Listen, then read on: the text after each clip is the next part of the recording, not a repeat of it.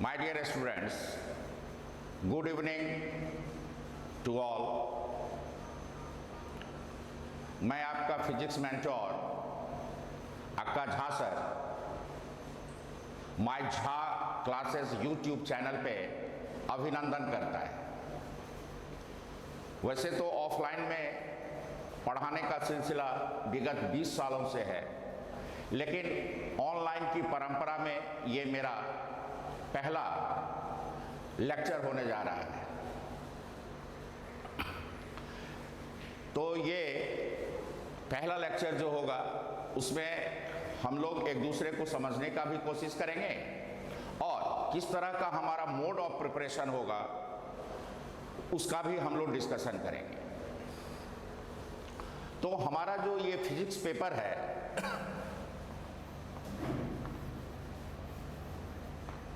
ये जो physics subject है, ये डिपेंड करता है आपका ऑब्जर्वर प्लस इवेंट पे। Observer plus event, okay. तो कहने का मतलब है किसी इवेंट को ऑब्जर्वर कहां से ऑब्जर्व करता है, ये मेन चीज है, ओके। तो इस फिजिक्स का जो ये सफर हम लोग का शुरू होने वाला है, उस सफर को जरा सा अगर हम लोग पिक्चोरियली देखें तो इस तरह से हम लोग समझ सकते हैं। मान लिया जाए एक व्हीकल है और ये व्हीकल जो है मोशन में है और ये हमारा ऑब्जर्वर है। फिजिक्स के इवेंट को समझने के लिए ऑब्जर्वर किस व्हीकल पे है, यानी हमारा रिफरेंस फ्रेम क्या है, that is the most important thing in the whole event of physics. तो जिस तरह से हम लोग मूवीज जाते हैं देखने के लिए, तो हम किस प्लेस पे रहते हैं, हमारे पास चेयर होता है, चेयर से हम मूवी को ऑब्जर्व करते हैं। तो अगर चेयर हमारा कंफर्टेबल होगा तो हमारा फिजिकल और मेंटल स्टेटस जो होगा वो भी कूल एंड काम होगा और हमको मूवी देखने में हेल्पफुल होगा। उसी तरीके से फिजिक्स के इवेंट को समझने के लिए हम किस फ्रेम ऑफ रेफरेंस में है, ये भी हमको समझना होगा। तो फिजिक्स को समझने के लिए जो व्हीकल है उसका नाम है मैथमेटिक्स। मतलब ये मैं कहने जा रहा हूं, जो हम लोग जानते हैं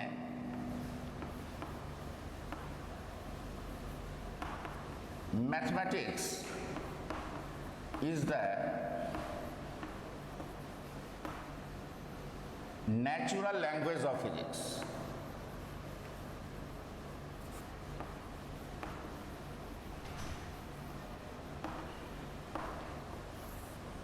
फिजिक्स को समझने के लिए, फिजिक्स को साइंटिफिक समझने के लिए जो हमारा व्हीकल है वो है मैथमेटिक्स।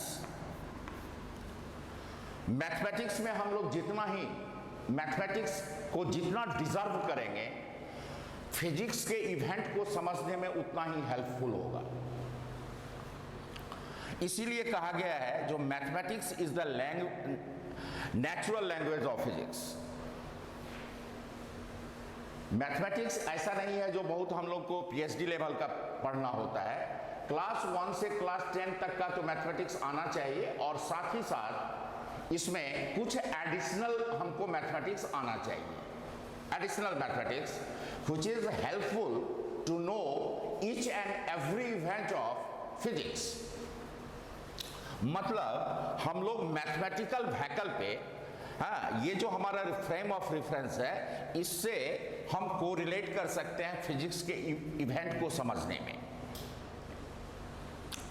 तो हमारा मैथमेटिक्स जो होना चाहिए वो मतलब मैथमेटिक्स का मतलब है मैथमेटिकल अप्रोच हमारा अच्छा होना चाहिए, तो हम लोग फिजिक्स के इवेंट को अच्छे से समझ पाएंगे।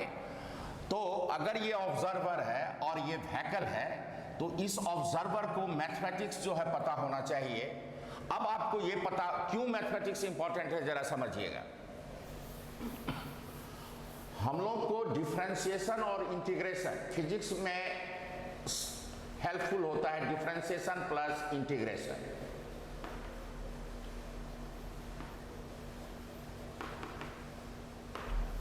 आपको जान करके हैरानी होगी, ये मैथमेटिक्स का पार्ट है, लेकिन इसको कोई मैथमेटिशियन ने डेवलप नहीं किया। इसको डेवलप किया फिजिसिस्ट ने, जिसका नाम था न्यूटन। आप लोग अच्छे तरीके से न्यूटन साहब को जानते हैं। न्यूटन साहब ही कैलकुलस को डेवलप किए। ये आता है किसके अंतर्गत? कैलकुलस के अंतर्गत आता है। तो न्यूटन साहब को क्या जरूरत पड़ी जो मैथमेटिक्स का कैलकुलस को डेवलप करने के लिए? कारण एकमात्र था, जो फिजिक्स को जिस तरह से आप ये समझिए, हमारा जो लिटरेचर, हमारा जो वैदिक लिटरेचर था वो संस्कृत में था, तो बहुत कम ही पीपुल जो है संस्कृत को जानते थे। तो आम पीपुल को वेद के नॉलेज को समझने के लिए संस्कृत जानना पड़ता था। उसी तरह से फिजिक्स के बेसिक इंस्टिंक्ट को समझने के लिए हमको मैथमेटिक्स का आना जरूरी होता है। तो न्यूटन साहब ने काफी मेहनत करके, लगभग उसको हो सकता है उसमें 10 साल लगा हुआ हो, तो न्यूटन साहब मैथमेटिक्स यानी कैलकुलस को डेवलप किए, यानी डिफरेंशिएशन इंटीग्रेशन को डेवलप किए, ताकि हम फिजिक्स को समझ पाएं, फिजिक्स के उस लेवल तक पहुंच पाएं जिस लेवल तक हमको जाने की जरूरत है। तो मैथमेटिकल टूल्स में हम लोग डिफरेंशिएशन इंटीग्रेशन भी पढ़ेंगे, काहे कि इसके बिना तो हम लोग मोशन इन स्ट्रेट लाइन भी ठीक से नहीं समझ सकते। आप 9th में भी पढ़ा है आपने मोशन इन स्ट्रेट लाइन। तो इसमें क्या है, थोड़ा सा इस चीज को हम समझ लें।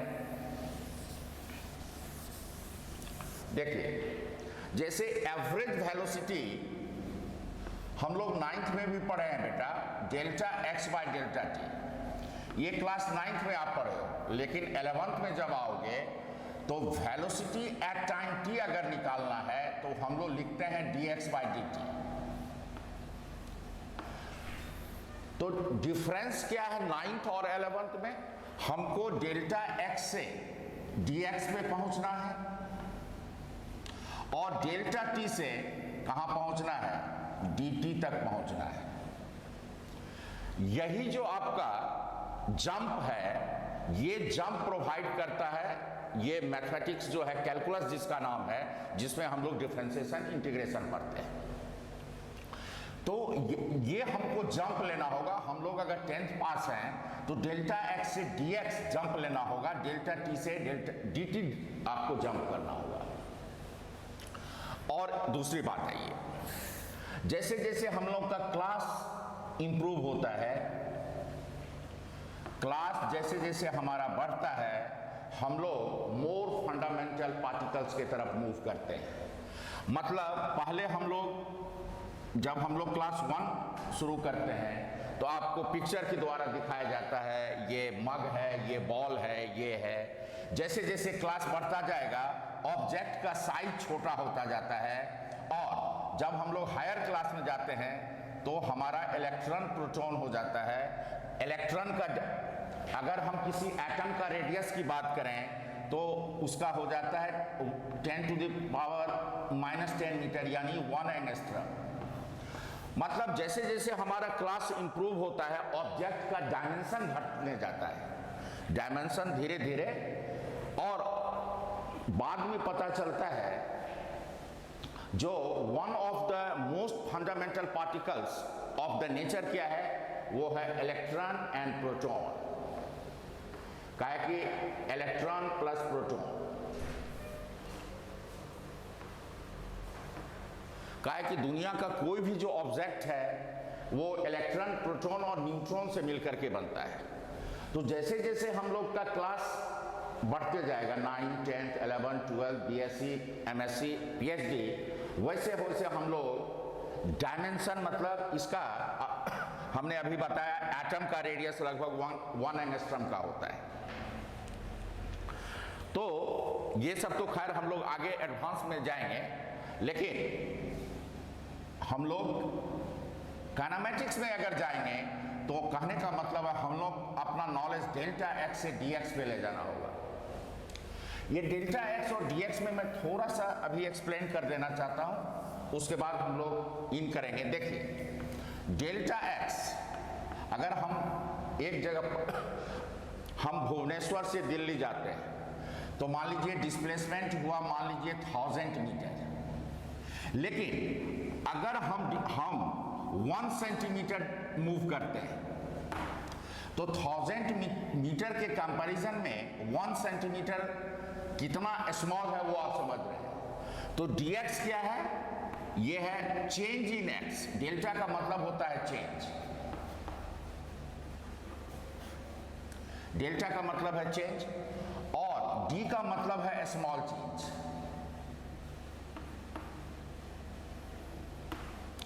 तो ये है आपका चेंज इन x, और ये है very small in change in position of A particle. तो अगर मान लीजिए किसी ऑब्जेक्ट का मास 1000 kg है और उसी ऑब्जेक्ट से एक स्मॉल पार्टिकल हम लेते हैं जिसका मान लीजिए 1 ग्राम है, तो अगर इसको हम m कहते हैं तो इसको हम dm कहेंगे, या इसको डेल्टा m कहिए। अगर डेल्टा m को हम 1000 kg कहते हैं तो dm का मतलब 1 ग्राम हुआ या 1 मिलीग्राम हुआ। मतलब बहुत स्मॉल क्वांटिटी के लिए हम लोग d का इस्तेमाल करते हैं इंस्टेड ऑफ डेल्टा। ये तो हम लोग अभी जो डिस्कशन करने जा रहे हैं वो फिजिक्स को समझने के लिए जो व्हीकल चाहिए उसी व्हीकल का नाम है मैथमेटिक्स। तो यहां पे हम लोग फिजिक्स को समझने के लिए जिस स्केल की जरूरत पड़ती है, मैथमेटिक्स को हम कह सकते हैं स्केल है फिजिक्स को समझने के लिए। तो उस स्केल का नाम है मैथमेटिकल टूल्स।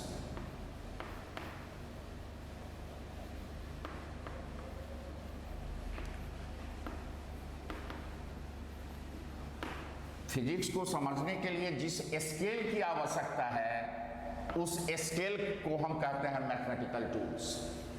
वैसे तो ये आपको शुरू में बोरिंग लगेगा, लेकिन हम सोचते हैं जो इसको थोड़ा सा इंटरेस्टिंग वे में लेंगे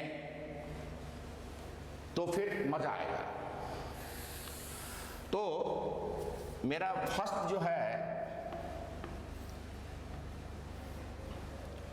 फर्स्ट स्केल का पहला पॉइंट अगर हम लेते हैं तो हम इस मैथमेटिक्स को इंट्रोड्यूस करने जा रहे हैं, इस फॉर्मूला को इंट्रोड्यूस करने जा रहे हैं। 1 प्लस एक्स पे power n, this equal to होता है 1 plus n x, provided x जो होना चाहिए वो 1 के कंपैरिजन में काफी छोटा होना चाहिए, काफी स्मॉल होना चाहिए। मतलब x जो क्वांटिटी है वो 1 के कंपैरिजन में वेरी वेरी वेरी स्मॉल है। अगर बेटा यहाँ पे माइनस होगा तो यहाँ पे हम लोग माइनस लगाएंगे। ओके, n जो है ये पॉजिटिव भी हो सकता है और निगेटिव भी हो सकता है। तो ये हमारा मैथमेटिकल टूल्स का पहला फॉर्मूला हमने बताया है। अब इसको आप 9th से भी को रिलेट कर सकते हैं। देखिए, जैसे अगर हम आपसे पूछें जो 75 का स्क्वायर रूट बताइए, तो आप जो अभी तक पढ़ते आ रहे हैं उस मैथमेटिकल स्केल को, जो मैथमेटिकल स्केल आपने 9th 10th में यूज किया है और इसका स्क्वायर रूट निकाला है, तो आप निकाल के देखोगे तो हम समझते हैं 8.66 आएगा आपको। अब ये हमारा 9/10 का स्केल था। अब इसको हम इस स्केल से सॉल्व करेंगे, मतलब इस फॉर्मूला से सॉल्व करेंगे। तो उसका प्रोसीड्योर क्या होगा जरा देखें। हम इस तरह का डिजिट लेंगे, ये स्क्वायर रूट है, इसका मतलब होगा आपका 75 पे पावर हाफ। तो हम लोग इस तरह का डिजिट लेंगे जिसका स्क्वायर, जैसे आप देखें 8 का स्क्वायर 64 हुआ और 9 का स्क्वायर 81 हुआ। हमने 8, 9 का स्क्वायर लिया और 75 जो है इसी के बीच में लाई कर रहा है। हम इस तरह का क्वांटिटी ले रहे हैं जिसका स्क्वायर 75 उसके स्क्वायर के बीच में लाइज करना चाहिए। और 75 किसके नियर है? ये 75 जो है 81 के नियर है। तो हम 75 को 81 के टर्म्स में एक्सप्रेस करेंगे बेटा। तो इसको हम लिख सकते हैं 81 - 6। अब आइए, तो 75 को हमने लिखा 81 - 6 पे पावर हाफ। हम समझते हैं ये स्टेप आपको यहां से समझ में आया होगा। अब हम लोग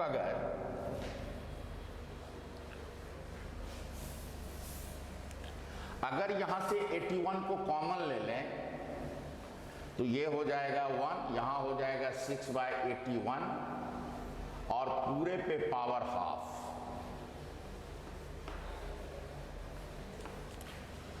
एटी 81 का पावर हाफ यानी 81 का रूट हो जाएगा 9, ये 1 और 3 से अगर कैंसिल करेंगे तो यहां पे हो जाएगा 2 और 3 से 81 को हम कैंसिल करेंगे तो ये होगा 27। ये हो जाएगा 3 से ये 2 होगा, यहां पे 27 हो जाएगा। अब यहां पे बेटा देखिए, जो 2/27 जो होगा 1 से काफी स्मॉल है। कहने का मतलब ये क्वांटिटी जो है 1 के कंपैरिजन में काफी स्मॉल है। तो इसको 1 - x पे पावर n के फॉर्म में इसको हम एक्सप्रेस कर सकते हैं। तो ये हुआ 9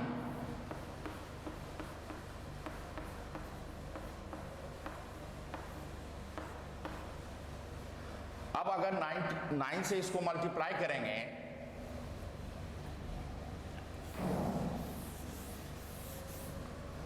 तो ये आ जाएगा बेटा 9 और ये माइनस 9/27 1/3 आ जाएगा।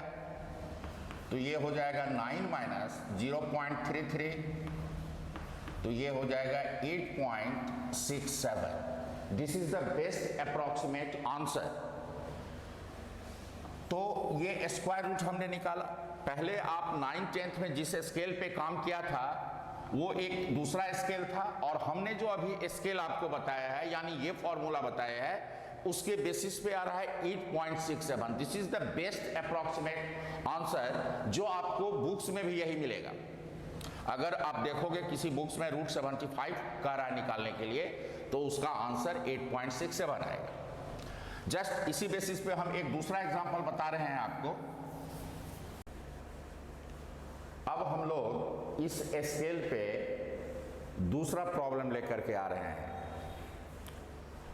तो पहला प्रॉब्लम समझने में आप लोगों को जितना स्ट्रेस लगा होगा, सेकेंड में आपको उससे लेस स्ट्रेस लगेगा।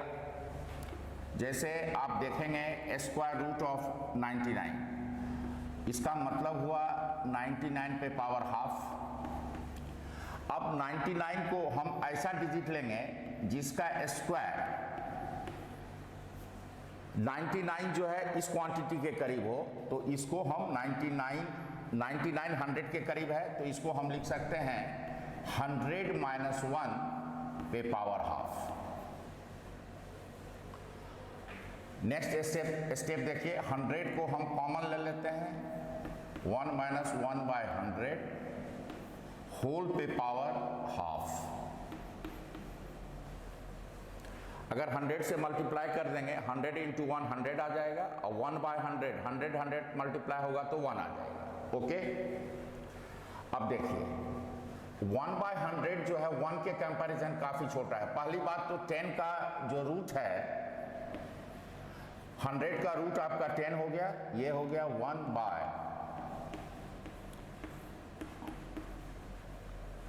1 के कंपैरिजन में 1/100 जो है 1 के कंपैरिजन में काफी स्मॉल है, तो 1 माइनस एक्स पे पावर n, तो इसको आप लिख दोगे 1 माइनस n इंटू एक्स। अब इसको हम 10 से अगर मल्टीप्लाई करें तो 10 इंटू 1 और 10 से ये 10 कट जाएगा तो ये हो जाएगा 20, 10 इंटू 2 20 हो जाएगा। अब देखिए ये 10 माइनस हम इसको 1/20 को डिवाइड करेंगे, ऐसा नहीं करेंगे, एलसीएम लेंगे आप। 1/20 को तो डिवाइड होगा नहीं तो डेसिमल आएगा, 10 हुआ, एक जीरो देंगे 100 हो गया तो ये 5 हो जाएगा, तो ये हो जाएगा बेटा 9.95। ये इस स्क्वेयर को यूज करने से ये भी फायदा हमको मिलेगा जो इसकी एक्यूरेसी भी बेहतरीन होगी। मतलब अगर रूट 99 का आंसर बुक्स में देखोगे तो एग्जैक्टली 9.95 ही आएगा। ऐसा नहीं हो सकता है जो 9.94 हो जाए या 9.96 हो जाए, एग्जैक्टली आएगा 9.95।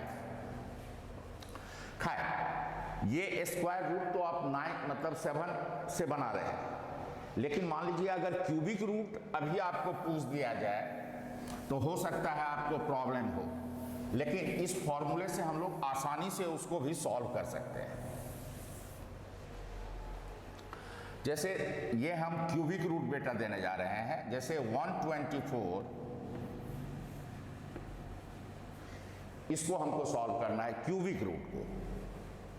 अब 10th पास बच्चे को क्यूबिक रूट निकालने में हो सकता है परेशानी हो, लेकिन इस फॉर्मूले के बेसिस पे हम लोग इसको आसानी से निकाल लेंगे। अब हमने आपको बताया है ये क्यूबिक रूट है, तो हम ऐसा डिजिट लेंगे जिसका क्यूब, ये 125 आया तो 124 जो है 125 के करीब होगा, तो 124 को कैन बी एक्सप्लेन हम लोग ऑन द बेसिस ऑफ 125, यानी 125 माइनस 1 के पावर हो जाएगा 1/3। अब यहां से हम 125 को कॉमन लेते हैं तो ये हो गया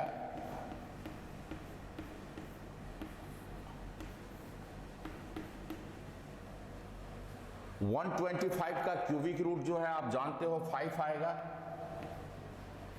और ये हो जाएगा 1 माइनस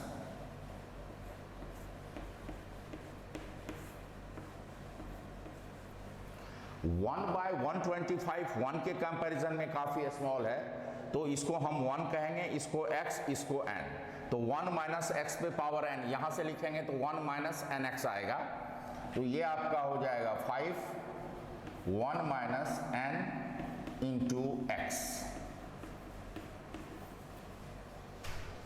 ओके, अब यहां पे हम 5 से मल्टीप्लाई करेंगे और 5 125 से कैंसिल होगा, 25 इंटू 3 75 हो जाएगा।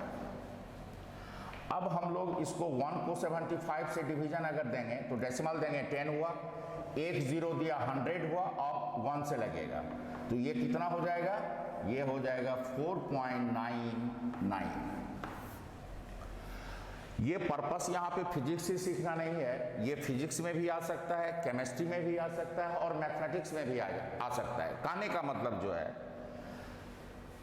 चाहे वो केमिस्ट्री हो, फिजिक्स हो या मैथमेटिक्स हो, हमारा जो मैथमेटिकल स्केल होना चाहिए वो एकदम एक्यूरेट होना चाहिए, तभी हम लोग फाइनल रिजल्ट तक एक्यूरेसी के साथ पहुंच सकते हैं। नहीं तो अगर क्लोज ऑप्शन होगा तो वहां पे हम कंफ्यूज कर जाएंगे। इसीलिए हमारा स्केल जो होना चाहिए वो एक्यूरेट होना चाहिए, उसकी एक्यूरेसी बेहतरीन होनी चाहिए। तो ये स्केल जो है उस एक्यूरेसी को मेंटेन करता है। और एक लास्ट क्वेश्चन इसमें आपको दे रहे हैं, फोर्थ। मान लिया जाए ये है 1.02 पे पावर 9।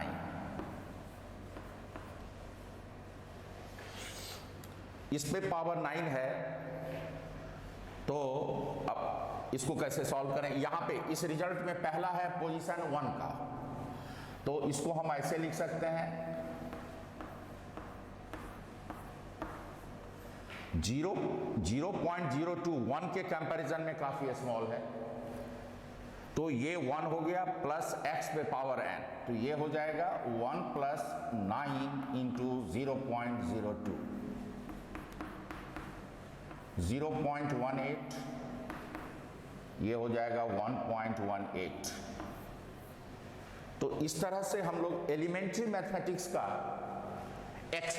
ये इस तरह का काम आप करते आ रहे हैं। लेकिन ये जो स्केल है ये मॉडिफाइड स्केल है, जो 9th 10th में आपको नहीं बताया गया है। ये मॉडिफाइड स्केल है और इसकी एक्यूरेसी भी अच्छी है, ताकि अगर 4 ऑप्शन एक दूसरे के काफी क्लोज होगा फिर भी हम लोग को कोई कंफ्यूजन आने वाला नहीं है। आगे बढ़ते हैं हम लोग।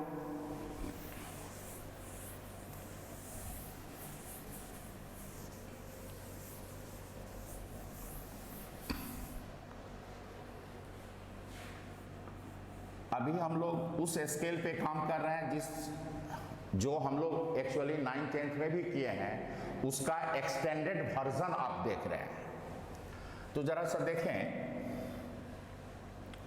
अगर मान लिया जाए ये एक सर्कल है, ये इसका सेंटर है,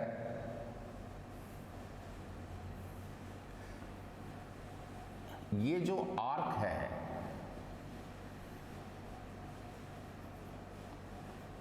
इसको हम A कह रहे हैं और इसको B कह रहे हैं। ये आर्क जो है, ये मान लेते हैं सर्कल का रेडियस R है। ये आर्क AB जो है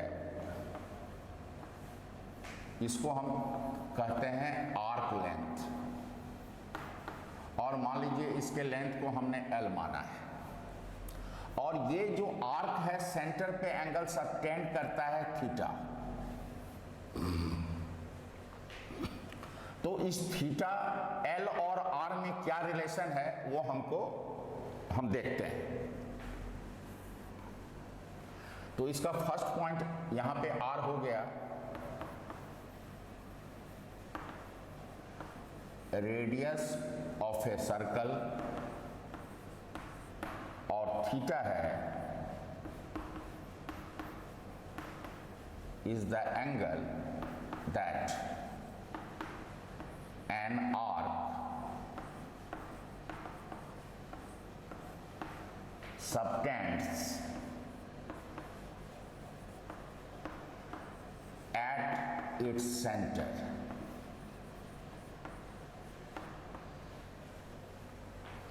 तो इसका ए में देखिए, द रिलेशन बिटवीन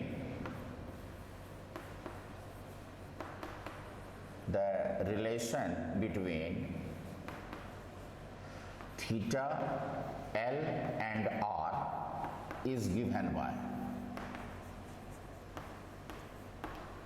तो थीटा इक्वल टू होता है बेटा L बाय R। मैं इसको यहां लिखता हूं, थीटा इक्वल टू होता है L बाय R, यानी आर्क लेंथ बाय रेडियस।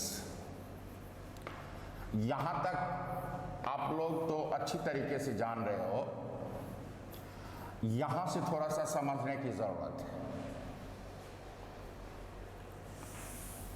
जरा आप देखें इस चीज को।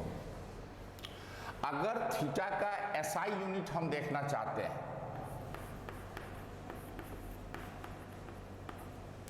तो देखिए क्या यूनिट होगा। एल का एसआई यूनिट मीटर में आएगा और रेडियस ये भी लेंथ है, दोनों लेंथ, तो दोनों अगर ऊपर नीचे लेंथ का रेशियो है तो थीटा हो जाएगा क्या, थीटा को होना चाहिए यूनिटलेस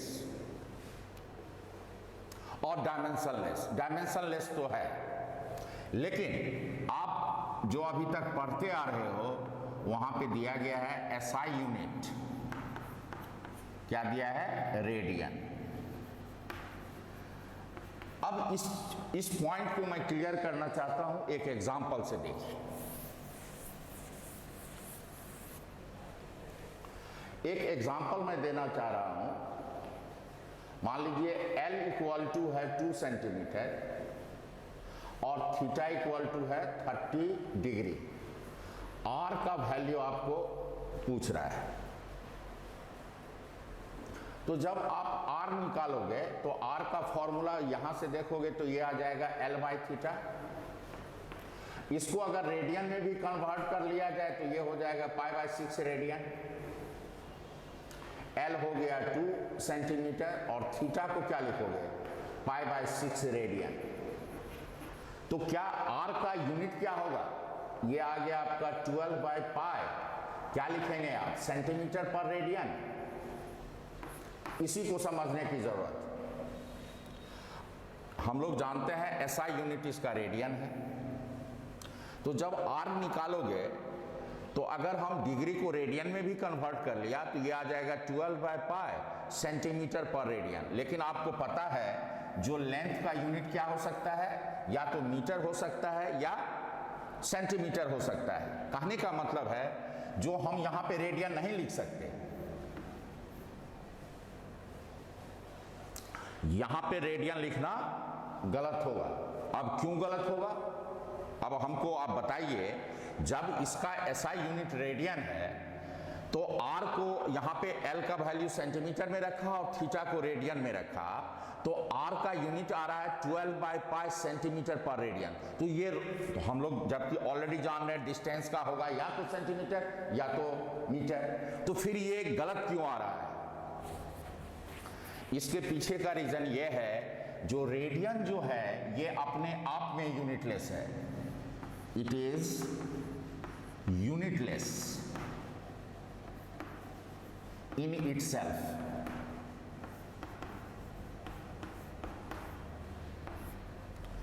इसलिए डियर स्टूडेंट्स, इस चीज को आप समझें। SI यूनिट तो रेडियन है, लेकिन जब हमको रेडियस निकालना होगा तो हम यहाँ पे रेडियन लिखते नहीं हैं। ठीक है, SI यूनिट तो है लेकिन नहीं लिखते हैं। इसके पीछे का रीजन है ये है, जो इट इज रेडियन अपने आप में यूनिटलेस है। चूंकि इसको हम लोग एंगल को हम सप्लीमेंट्री यूनिट मान चुके हैं, सप्लीमेंट्री फिजिकल क्वांटिटी हम मान चुके हैं, तो हम लोग जानते हैं किसी भी क्वांटिटी होने के लिए उसके पास किसी भी फिजिकल क्वांटिटी को रिप्रेजेंट करने के लिए दो चीज का जरूरी है। एक है उसका न्यूमेरिकल वैल्यू, दूसरा है यूनिट। तो यूनिट तो देना होगा आपको। तो इसीलिए हमने थीटा का SI यूनिट तो दिया है रेडियन, लेकिन इस एग्जाम्पल में आप यहाँ पे थीटा को रेडियन में नहीं दे सकते। उसके पीछे का लॉजिक आपको समझना होगा। It is unitless in itself. तो हम समझते हैं आप लोग इस तरह का एरर नहीं करेंगे। अब जैसे दूसरा एग्जाम्पल देखिए,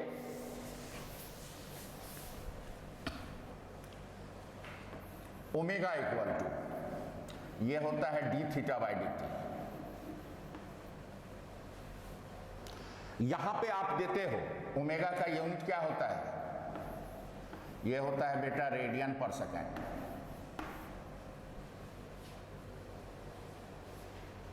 लेकिन ये थीटा जो है डायमेंशनलेस है, इस चीज को भी आपको समझना होगा।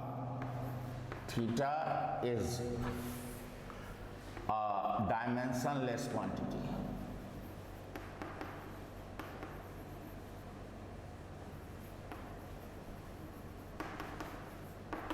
मतलब यूनिट तो है लेकिन इसका डायमेंशन ये डायमेंशनलेस है।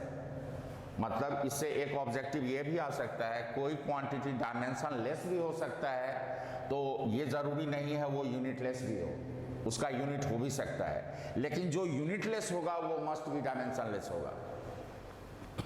लेकिन अगर इसका डायमेंशन आपको लिखना होगा तो सिंपली आएगा T इनवर्स, काहे कि थीटा जो है वो डायमेंशनलेस है। इसको हम लोग कहते हैं एंगुलर वेलोसिटी। और अगर हम लोग SHM में जाएं या वेव में जाएं तो इसको एंगुलर फ्रीक्वेंसी भी कहते हैं। अब ये तो फर्स्ट आपने देखा, और अगर यहाँ पे हम देखें, ये जो आपको शेडेड रीजन है, इसका एरिया, इसको सेक्टर कहते हैं। तो इसका अगर हम देखें area of sector,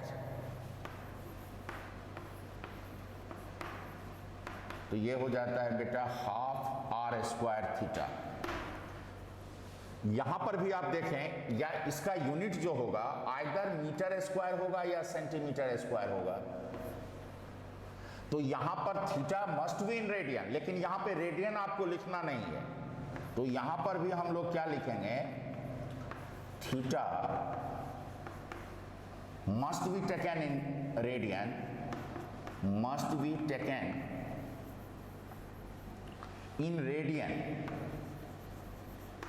but radian is not mentioned here। यहां पे अगर मेंशन कर देते हो तो एरिया का यूनिट क्या हो जाएगा, मीटर स्क्वायर रेडियन, जो कि आपका रॉन्ग होगा। यहां पे मैं स्टार दे देता हूं, यहां पे आप रेडियन नहीं लिख सकते, लेकिन यहां पे आप रेडियन लिख सकते हो। तो इस चीज को हमको समझना होगा, कहां हम लिख सकते हैं और कहां नहीं लिख सकते हैं। काहे कि आपको पता है एरिया का या तो यूनिट मीटर स्क्वायर होगा या तो सेंटीमीटर स्क्वायर होगा, लेकिन थीटा को हमको रेडियन में लिखना होगा, काहे कि रेडियन अपने आप में यूनिटलेस है। तो मैं समझता हूं, मैं 2 पॉइंट आज आपको बताया हूं।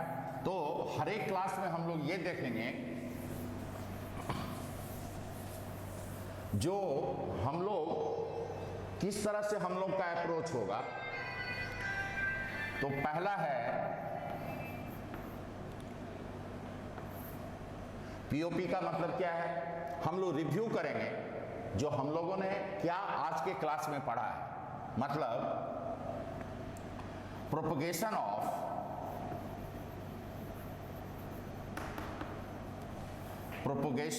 प्रिपरेशन,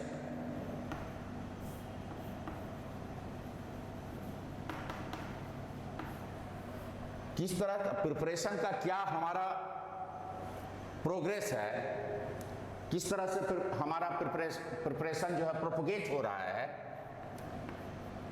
तो आज हमने फर्स्ट में ए में देखा, जो मैथमेटिकल स्केल के बारे में हमने डिस्कशन किया। मैथमेटिकल स्केल, मैथमेटिकल स्केल क्या है भाई, तो ये है नेचुरल लैंग्वेज ऑफ फिजिक्स।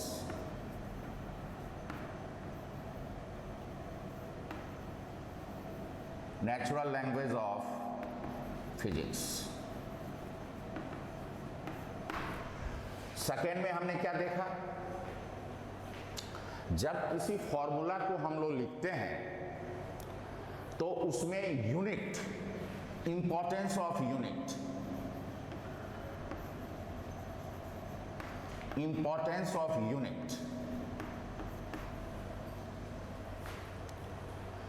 ये हमारा प्रोपगेशन ऑफ प्रिपरेशन में आएगा। आज हमने क्या पढ़ा, तो मैथमेटिकल स्केल के बारे में कुछ हमने पढ़ा।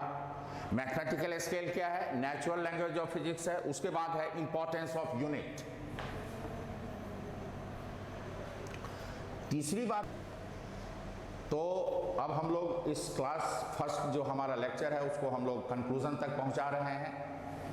हमने आपको लेक्चर दिया है फर्स्ट क्लास पे। अगर आपको कहीं पर भी किसी भी पॉइंट पे अगर आपको डाउट हुआ हो तो डाउट जो है हमारे कमेंट सेक्शन में जाकर के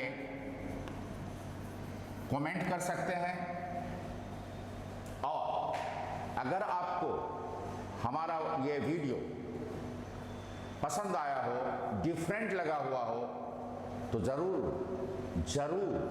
से जरूर आप क्या सब करना है, मैं आपको पता होगा, फिर भी मैं रिमाइंड करा देता हूं। लाइक करना है बेटा, शेयर करना है, एंड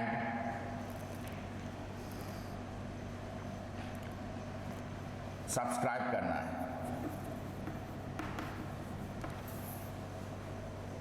लाइक करें, सब्सक्राइब करें और शेयर करना ना भूलें। Okay, thank you. फिर मैं आऊँगा आपके लिए नेक्स्ट क्लास में दूसरे टॉपिक्स के साथ। Okay, thank you.